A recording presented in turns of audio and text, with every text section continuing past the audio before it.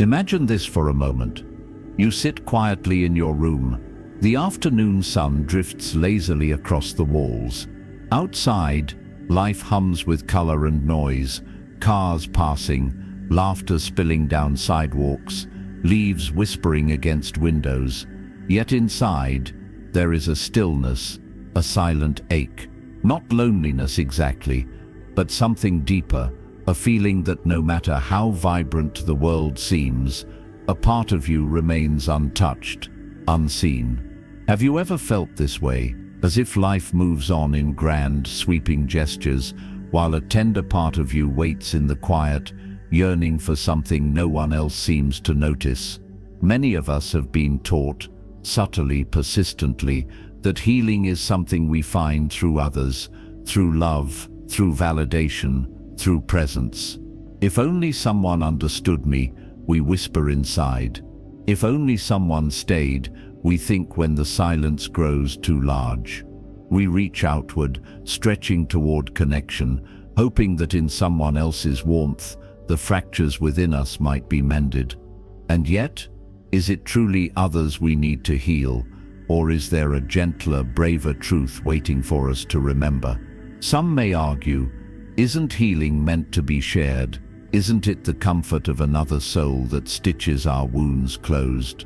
There is a beauty in shared kindness. Yes, but the danger lies in forgetting that no one else can climb inside our hearts and fix what only we can tend to. Others may quietly nod in recognition, knowing, deep down, that even in a crowded room, healing can feel impossibly distant, that the real work, the real alchemy, always begins where no one else can follow within. Today, let us walk together, not to escape loneliness, not to shut the world out, but to embark on a journey inward. A journey where we no longer wait for rescue, a journey where we no longer hand the keys of our peace to someone else's keeping, a journey where healing is not a destination we find in another's embrace, but a light we kindle in the quiet sanctuary of our own being. Let us begin with a question, simple yet profound. If no one came to heal you, could you still become whole? Before we move forward, let's sit quietly here for just a moment, feeling the truth of that question unfold, like a river beginning to move after a long winter's freeze. Because in the stillness that follows, you may discover something extraordinary. The healer you have been waiting for has been you all along. Part 1. The illusion of external healing.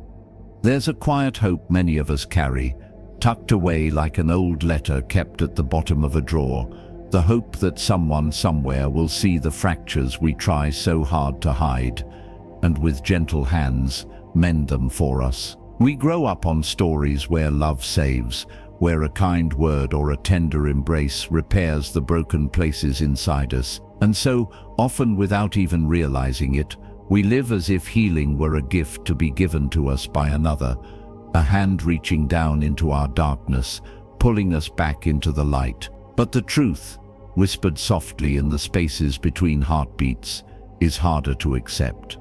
No one, no matter how loving or well-meaning, can do this work for us. Healing, real healing, is an inside job. Imagine, if you will, a small child learning to walk. She wobbles across the room, her steps unsure, her tiny hands reaching for balance. She falls, as every child must, and skin meets floor with a soft thud. If no one rushes to her, if the world simply watches with quiet trust, something remarkable happens. She blinks away the sting of tears, pushes herself upright, and tries again. But if an anxious voice cries out, or hands swoop her up too quickly, her spirit falters. She learns not resilience, but helplessness. She learns that someone else must come to rescue her each time she stumbles. We too are like that child. Somewhere along the winding paths of life, many of us were taught that healing requires an external hand, that if only the right friend, the right lover, the right apology appeared, the aching would cease. We were taught to outsource our wholeness, to hand over the keys to our inner home, and wait, often painfully, for someone else to walk through the door. But Buddhist teachings, in their profound simplicity, remind us otherwise. They tell us that clinging to others as the source of our healing is like trying to calm a turbulent river by grabbing at the water. No matter how tightly we hold, the current moves on. True peace arises not from possession or dependence, but from understanding the nature of our own suffering and learning to sit quietly with it without needing to be rescued. There is a parable told of a man wounded by an arrow. Rather than immediately seeking to remove it, he demands to know who shot him, what their caste was, where they came from. In his obsession with the external, he delays the healing he so desperately needs. And so it is with us. As long as we focus on who hurt us, who abandoned us, who failed to love us the way we needed, we remain trapped, bleeding quietly from wounds only we can address. The illusion of external healing is a tender one because it speaks to our longing for connection, for understanding, for love. And love indeed is beautiful. Support too has its place. But the first and greatest act of love we can ever receive is the one we give ourselves, the courage to turn inward, to see our own pain clearly, and to whisper, "I am willing to stay with you. I am willing to heal, not through someone else's hands, but through my own." And perhaps, in that sacred moment of recognition, we take our first real step, not away from the world, but into the heart of it, carrying the quiet lantern of self-compassion to light the way. Part 2. Presence as the medicine. There is a peculiar habit the human mind clings to, almost like a child clutching a worn-out toy. It races back into yesterday's regrets and leaps wildly into tomorrow's fears. Left unattended, it rarely rests here in the quiet sanctuary of now.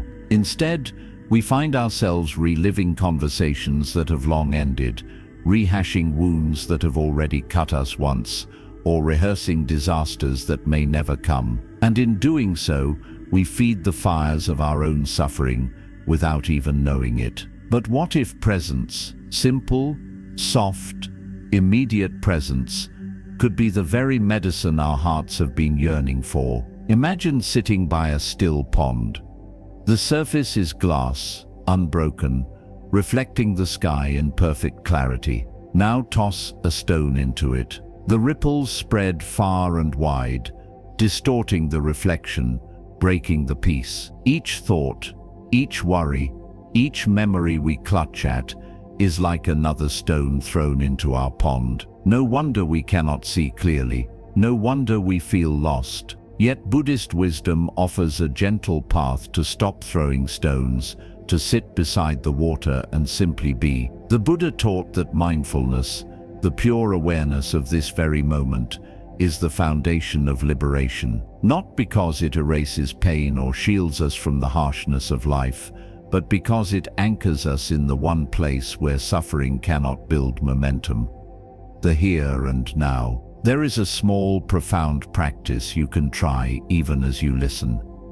Take a deep breath. Feel the way the air fills your lungs, expanding your chest, lifting your shoulders ever so slightly. Notice the ground beneath your feet, the soft hum of life around you, the steady beat of your own heart. No stories, no judgments, just this moment. When we breathe like this, fully inhabiting the now, something miraculous happens. The sharp edges of pain begin to soften. The past loses its claws. The future loosens its grip. What remains is a spaciousness, a tenderness, a homecoming to ourselves. There is an old Zen saying, "When walking, walk. When eating, eat." Simple words, yet they hold a profound secret. Most of us, when walking, are tangled in yesterday's arguments or tomorrow's worries. When eating, we barely taste our food, consumed by thoughts that steal the nourishment right from our mouths. Presence is not a luxury. It is a necessity. It is the ground beneath the crumbling walls of our busy minds. It is the doorway through which true healing enters, quietly, without fanfare, without drama. Have you ever noticed that when you are truly present, even the smallest things shimmer with unexpected beauty? The way sunlight filters through a curtain, the sound of rain tapping against the window, the rhythm of your own breathing, faithful and constant, like an old friend who never left your side. Presence teaches us that healing is not about fixing what is broken. It is about loving what is here. It is about gathering the scattered pieces of our attention and bringing them home to this breath, this moment, this heartbeat. And so, if you find yourself wondering where to begin, where to touch the first thread that will unravel the old wounds and weave something new, the answer is simpler than you think. Begin here. Begin now. Begin with the quiet, unshakable presence that has always lived inside you, waiting so patiently for you to notice. Part 3. The paradox of letting go. It is a strange and tender paradox. The more tightly we cling to our pain, the deeper it embeds itself into the soft tissues of our being. We think, somehow, that if we hold on just a little longer to the memory, to the hurt, to the betrayal, we might make sense of it, control it, maybe even undo it. But all the while, it is the holding itself that keeps the wound from healing, the grip that keeps the fire burning against our skin. The Buddha once told a simple, searing story. Imagine someone hurls a burning coal at you. If you catch it, even if it was thrown with cruelty, even if you had no fault, the fire belongs to you now. It is your hand that blisters. It is your skin that smolders. The injury is no longer in the act itself, but in your refusal to release what harms you. And so it is with the burdens we carry. I once heard a story of an old monk walking through a village at dusk. Across his back, he carried a heavy sack filled with stones. A curious boy ran up to him and asked, "Master, why do you carry such weight?" The monk smiled, setting the sack down with a relieved sigh, and replied, "I have carried this burden for so long, I forgot I could put it down." The boy blinked, confused. But why carry it at all? The monk only chuckled and continued his walk, now lighter, freer, at ease. Isn't that how it is for us? We carry resentment, guilt, grief, and anger, convinced we must, convinced we have no choice. And yet, if we dared to look closer, we might realize the chains that bind us are ones we wrap around ourselves over and over again. It is not giving up. It is not pretending that the hurt never happened. It is the boldest, most loving act we can offer ourselves, the decision to set down the burden, to stop gripping the burning coal, to say, with deep compassion, "I choose peace over pain." But make no mistake, the mind will resist. It will whisper, if you let go, you are saying it didn't matter. You are letting them win. The mind, you see, equates clinging with safety, with righteousness, with justice. It convinces us that to release is to betray ourselves. And yet, the heart knows otherwise. The heart knows that true justice is found not in endless suffering, but in freedom. True loyalty to oneself lies not in dragging pain through every tomorrow, but in honoring the life that still blooms within us, tender, scarred, and immeasurably beautiful. Letting go does not erase the past, it honors it. It says, yes, this happened. Yes, it hurt. And yes, I will carry the wisdom, but I will not carry the weight. Perhaps you have felt the exhaustion of carrying too much for too long. Perhaps you have heard the quiet voice inside you saying, "Please, put it down. It's time." If so, know this: you are allowed to open your hands. You are allowed to breathe free.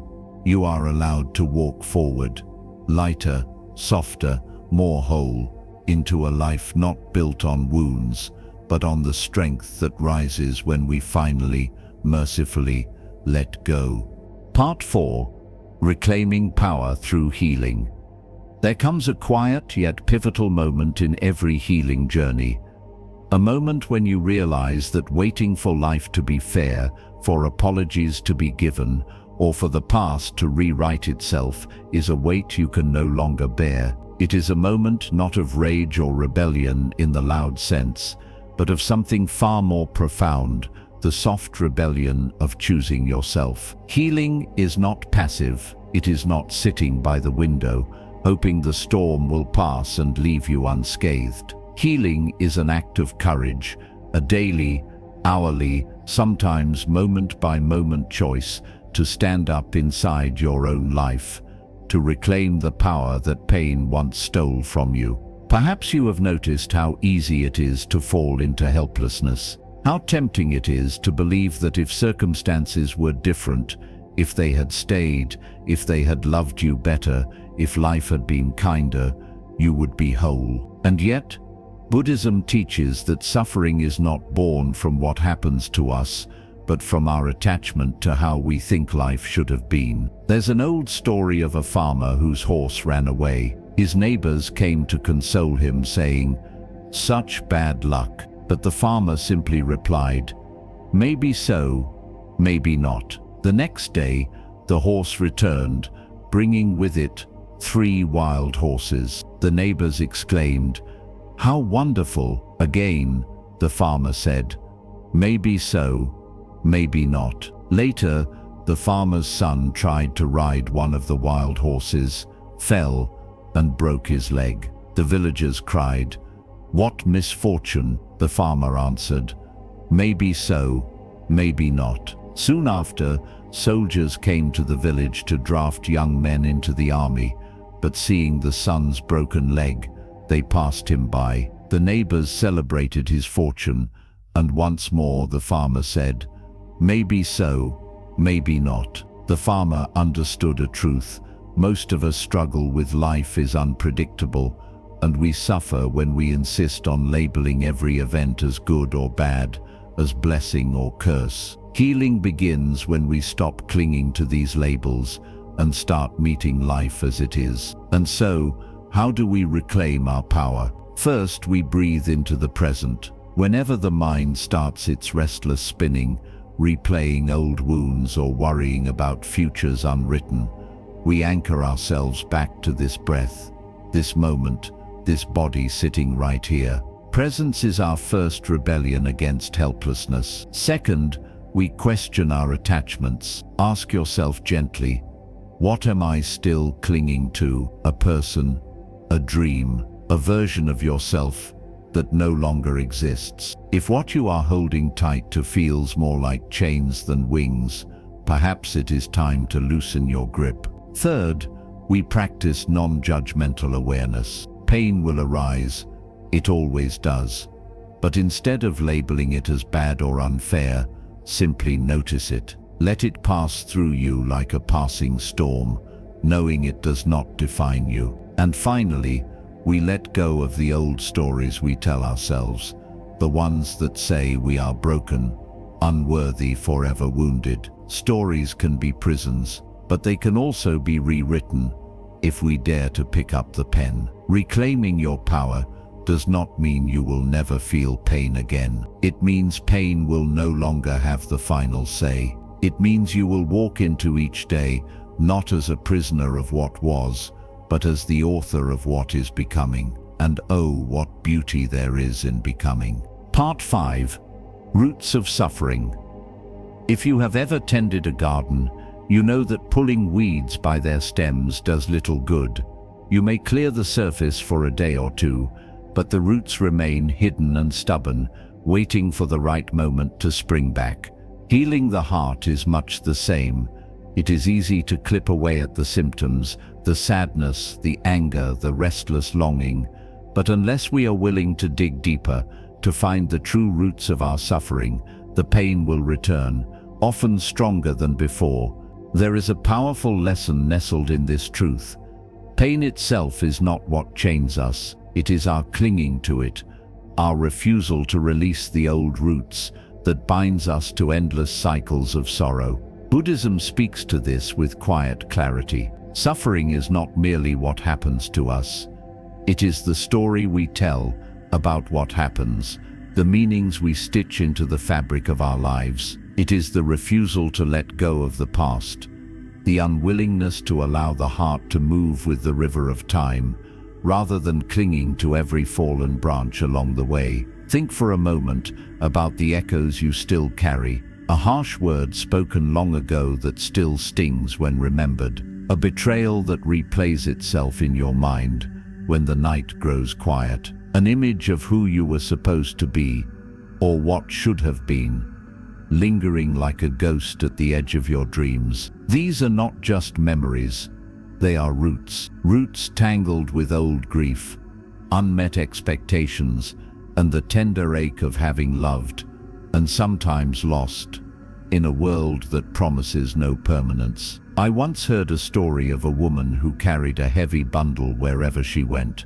It was wrapped tightly, and when asked what was inside, she could only whisper, "All the things I could not let go." Over time, the bundle grew heavier. Her back bent lower. Her steps became slower. But still, she clutched it, convinced that to release it would be to forget, to betray her pain. One day, exhausted beyond words, she sat by the river and, trembling, opened the bundle. Inside, she found nothing but dust.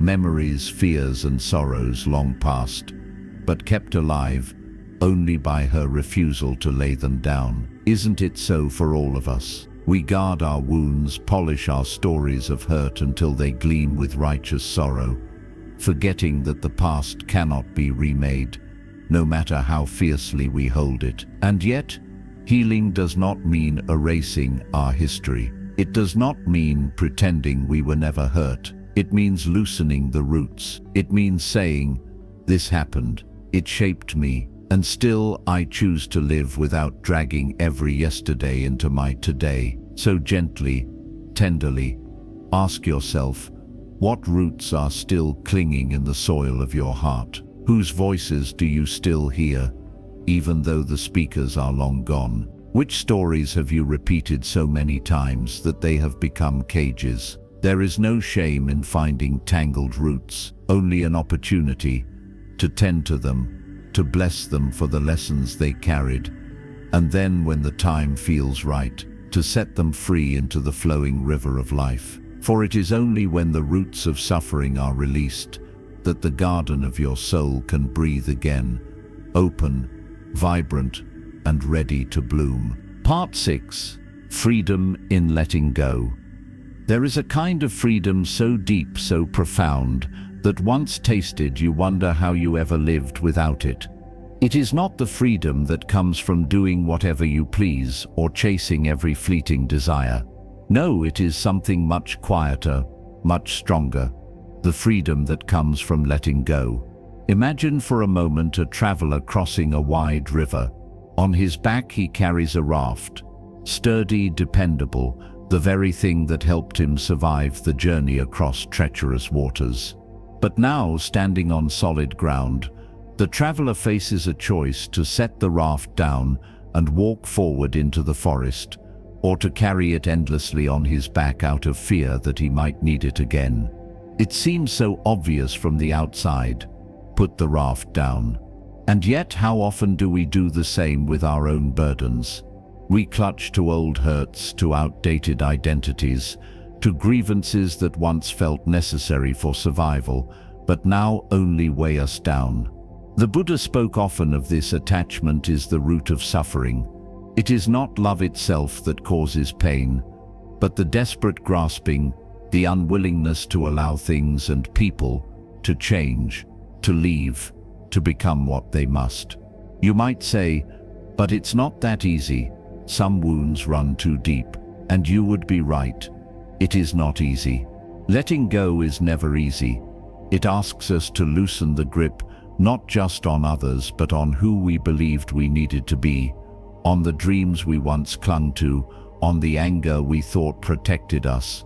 Yet, every great wisdom tradition, every whisper of the earth and the stars, reminds us to cling is to suffer, to release is to live. There is a simple but powerful practice, shared by an old teacher in a quiet monastery high in the hills. Close your eyes. Imagine standing at the edge of a wide, flowing river. In your hands, you hold stones, each one heavy with the weight of a sorrow, a betrayal, an unmet hope. One by one, feel their weight. Acknowledge them, bless them for what they have taught you, and then let them fall. Watch as they sink into the water, swallowed gently by the current, disappearing into something larger than yourself. With each stone released, feel your body lighten. With each act of surrender, feel your spirit rise. It is not forgetting. It is not denying the importance of what once was. It is simply recognizing that to live fully, we cannot carry everything with us. Some things must be set down so that our hands, our hearts, our very lives are free to embrace what is yet to come. Freedom is not about having no attachments at all. We are human, after all, born to love, to care, to hope. Freedom is about loving with open hands, walking with open hearts, allowing ourselves to be changed by life without being imprisoned by it. So ask yourself, softly and without judgment, what am I still carrying? And if I were to set it down today, what might I finally be free to become? The river is always there, flowing and vast, ready to carry away what you no longer need. All it asks is your willingness to let go. Part 7. Detachment and True Love. Love, in its purest form, is not about possession. It is not about chaining someone to our side. Nor is it about clinging tightly to moments, fearing their inevitable passing. True love, the kind that nourishes rather than drains, that frees rather than confines, can only exist when the heart has learned the art of gentle detachment. At first, this idea can feel unsettling. After all, aren't we taught that to love deeply means to hold on, to protect fiercely, to never let go? But perhaps, if we look a little closer, we might see that clinging is not love. It is fear disguised as devotion. Imagine a bird perched lightly on the branch of a tree. The branch sways with the wind, and yet the bird does not grasp it with desperate claws. It balances easily, trusting its own wings. When the time comes, it lifts into the sky without regret, without mourning the branch it leaves behind. This is the nature of true love, a love that honors freedom, both yours and theirs. There is an old teaching in Buddhism that says attachment is the root of suffering, but not because connection is wrong. It is because when we bind our happiness to something impermanent, we set ourselves up for inevitable sorrow. People change. Circumstances shift. Even the sweetest relationships evolve, or sometimes end, when we cling to a person, a role, an identity. We are like someone trying to trap a river in their hands. The tighter we grip, the faster it slips through our fingers, leaving only the ache of what we could not hold. True love, then, asks for a softer touch. There is a story of a monk who once loved a lotus blossom in the garden of his monastery. Every morning, he would sit quietly by the pond and gaze at the flower, marveling at its beauty, its strength, its grace. But he never reached out to pluck it. He never caged it in a vase to keep for himself. He understood something essential, that the lotus was beautiful not because it belonged to him, but because it simply existed, alive and free, in its own perfect rhythm. When we practice loving without clinging, we allow others to be fully themselves, and we allow ourselves to remain whole, even if they change, even if they leave. This is not coldness. It is not indifference. It is a love that says, I see you, I honor your journey, even if it leads away from me. I do not need to capture you to cherish you. And strangely, when love is held this way, lightly, tenderly, it often deepens. It flourishes, like the wild flowers that grow stronger when left to dance freely with the wind. We begin to realize that love is not about possession at all. It is about presence. It is about witnessing someone's beauty without trying to own it, about celebrating a shared path without demanding it be endless. So today, if your heart feels heavy from the fear of losing, ask yourself gently, am I loving or am I clinging? Am I offering freedom or am I building invisible cages? The more we love with open hands, the more beauty flows into our lives. The more we release the need to possess, the more we find that real love, the kind that neither time nor distance can diminish, was never something we needed to capture at all. It was something we became. Part 8. The Art of Solitude. There is a peculiar fear woven deep into the fabric of modern life, the fear of being alone. We have been taught, in subtle and persistent ways, that solitude is a void to be filled, a problem to be fixed. We are surrounded by noise, constant movement, endless conversation, as if silence itself were something dangerous, something to be avoided at all costs. But solitude, true solitude, is not an absence. It is a presence, rich, deep, sacred. Imagine a still, quiet forest just before dawn. There is no chatter, no rush, no expectation. Only the steady hum of the earth breathing beneath your feet, the slow unfolding of light against the horizon, the gentle stirring of unseen wings in the trees. Nothing is missing in that forest. It is whole, simply by being, and so too are you. In Buddhism, solitude is not seen as loneliness, but as a profound teacher. It strips away the layers of identity we so often build from others' opinions, the roles, the titles, the validations we chase like leaves in the wind. When the crowd falls away, when the noise finally stills, we are left with the one relationship that truly matters, the one we have with ourselves. There is an old story told of a monk who lived high in the mountains, far from the villages below. Curious visitors would sometimes make the arduous climb to find him, asking, "Don't you feel lonely up here, with no one around?" The monk would smile, his eyes shining with a peace that words could not touch, and reply, "Lonely? How can I be lonely when I have myself for company?" There is a wisdom in these simple words. When we have never made peace with ourselves, solitude feels unbearable, a mirror reflecting all the parts we have tried to outrun. But when we learn to sit gently with our own hearts, to hold space for our own fears, our own dreams, our own tender humanity, we find that solitude is not emptiness, it is fullness.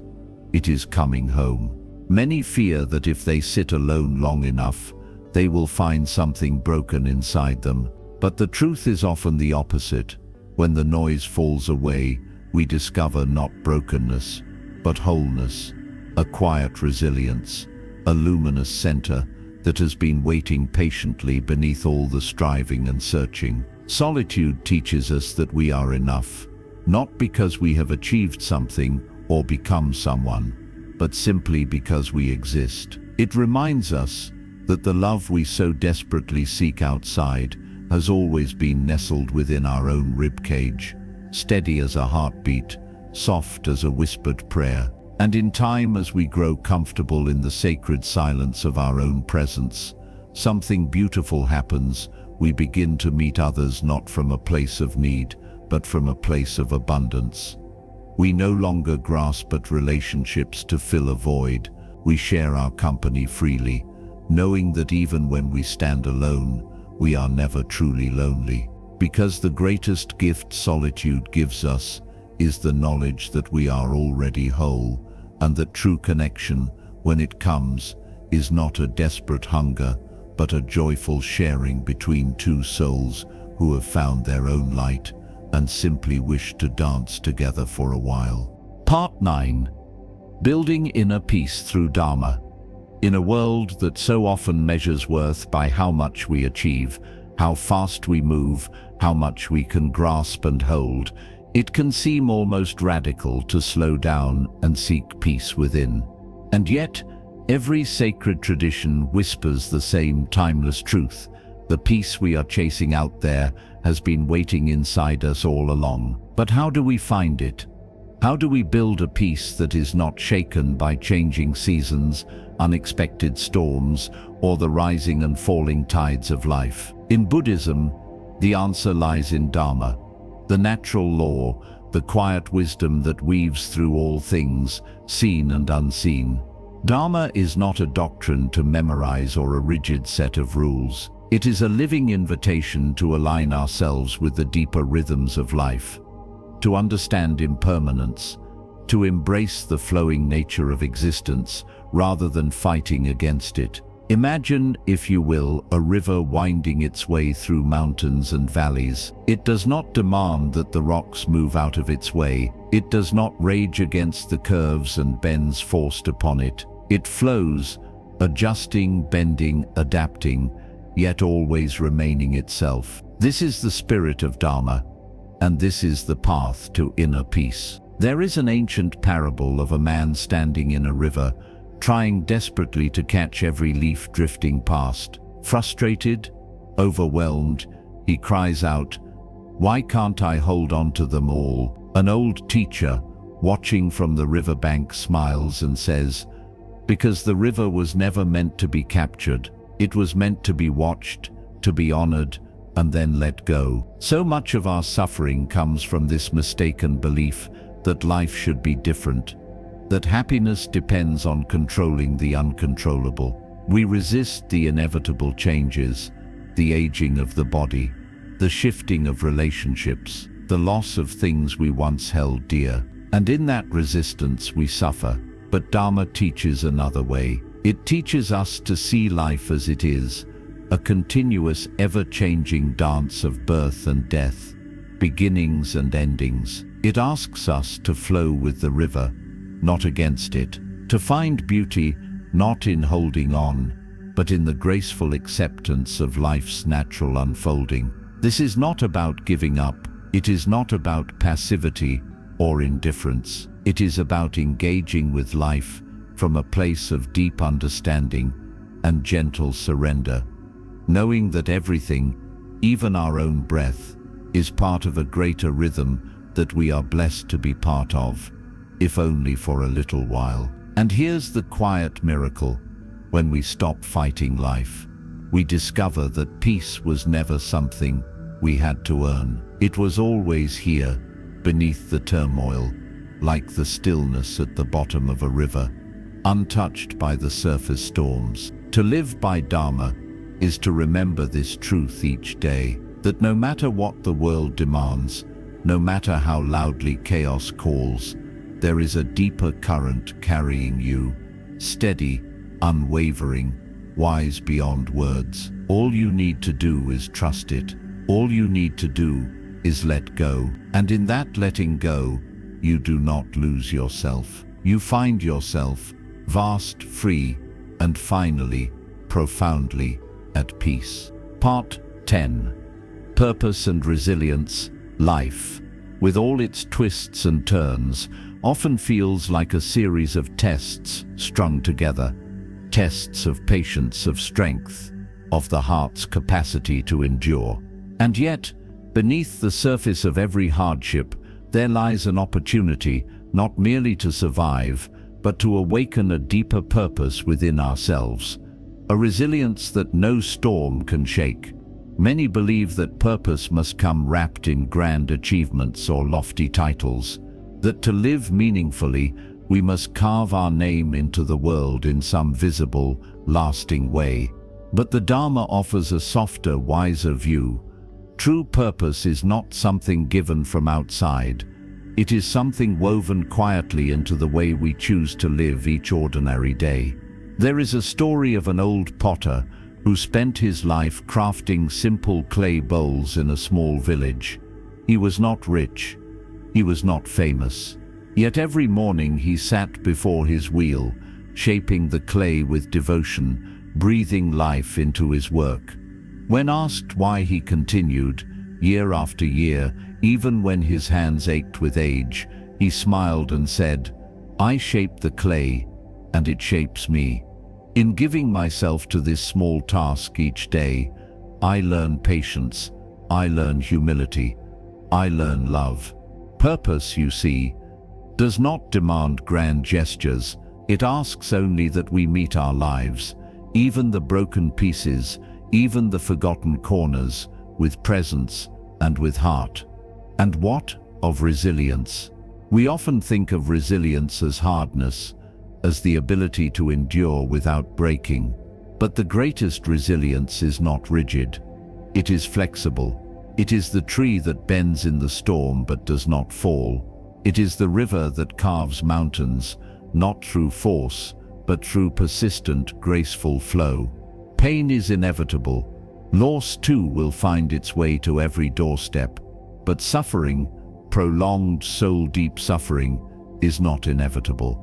It arises when we resist, when we demand that life be other than it is. A resilient heart whispers instead, "This too is part of the journey. I will not let it close me. I will not let it harden me."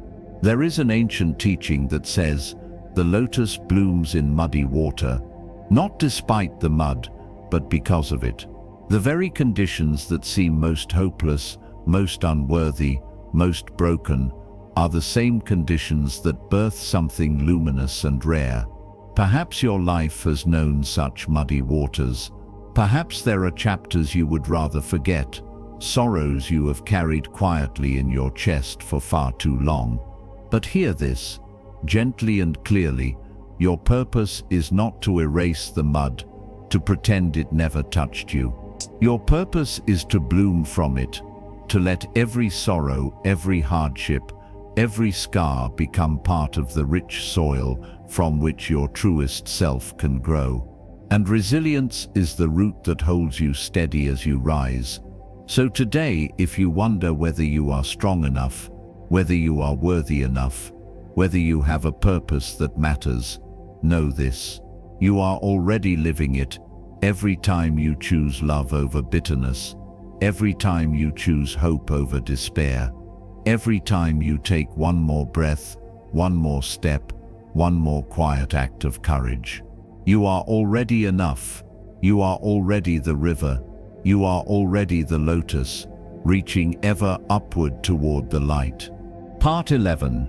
Embracing wholeness. There is a quiet revolution that happens inside us when we stop chasing the pieces we think we lack and instead turn inward to embrace the wholeness that has been waiting all along. It is not a revolution shouted from rooftops, nor a transformation seen in flashing lights. It is a soft, almost imperceptible shift, like the first warm breeze of spring whispering through the trees after a long, hard winter. For so long, many of us live as if we are broken puzzles, missing essential pieces scattered somewhere out there in other people's approval, in worldly success, in the perfect relationship, the perfect body, the perfect life. We stretch ourselves thin trying to gather those missing fragments, believing that if we could just find them, we would finally be enough. But the heart knows another story. Buddhism teaches that we are already complete, not because we have perfected ourselves, but because perfection was never the goal. Wholeness is not about having no wounds. It is about loving ourselves, even the wounded parts, and understanding that our cracks are where the light gets in. There is a Japanese art form called kintsugi, the practice of repairing broken pottery with gold, highlighting the cracks instead of hiding them. The piece becomes more beautiful for having been broken, more precious for having been mended. What a stunning metaphor for the human soul. Your journey too is gilded with gold. Each scar you carry, each lesson learned through heartbreak, each moment of loss that taught you how to let go. All of it has shaped you into something singular, irreplaceable, and luminous. There is an old Zen story about a monk who was asked, "What do you do before enlightenment?" He replied, "Chop wood, carry water, and what do you do after enlightenment?" The monk smiled and said, "Chop wood, carry water." Wholeness does not change the tasks of life. It changes the heart that approaches them. When you embrace your wholeness, you no longer strive so desperately to prove yourself. You no longer measure your worth by your productivity, your popularity, or your perfection. You understand, deep in your bones, that simply being, breathing, loving, existing is enough. You begin to see that healing was never about becoming someone else. It was about remembering who you were before the world convinced you you were broken. And so, if today you find yourself weary from striving, if your heart feels heavy from trying to be enough, in a world that always demands more, pause for a moment. Close your eyes, place your hand gently over your heart. Feel its steady beat.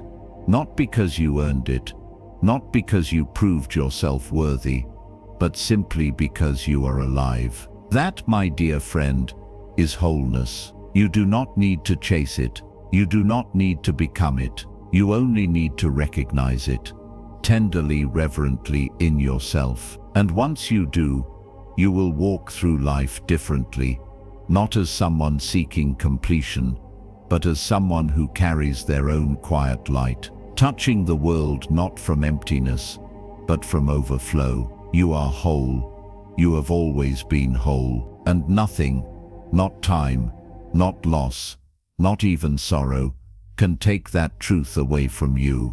Conclusion: a journey inward. And so here we are, at the gentle closing of this shared reflection. Together we have wandered through the quiet landscapes of healing, not as a destination to be conquered, but as a path to be walked, with tender, deliberate steps. We have touched the aching places within us that once cried out for someone else to save us, and we have discovered, softly, that the one we were waiting for was ourselves all along. We have learned that presence, simple, faithful presence, is the medicine that soothes even the oldest wounds. That letting go is not losing, but choosing. That resilience is not about hardening, but about softening in the face of life's inevitable changes. That love, the truest kind, thrives when given with open hands and open hearts. And that solitude, far from being emptiness, is the sacred ground where our truest self can finally breathe. We have remembered that our purpose is not found in grand achievements or the approval of others, but in the quiet, daily choice to show up, fully, honestly, with kindness and courage. And most of all, we have uncovered the quiet, powerful truth. You are already whole. You are already enough. You always have been. If these words have touched something tender inside you, I invite you to carry them with you, not as heavy commandments, but as gentle lanterns to light your way whenever the path feels dark. May you trust the river of your life, even when you cannot see where it flows. May you put down the stones you no longer need to carry. May you love without clinging, walk without fear, and sit quietly in your own company with a heart full of peace. And if along the way you ever feel the old ache return, the longing for someone to heal what hurts, may you remember, the healer is within, always has been, always will be. Until we meet again, may you walk gently through your days, carrying the quiet wisdom that has always lived within you.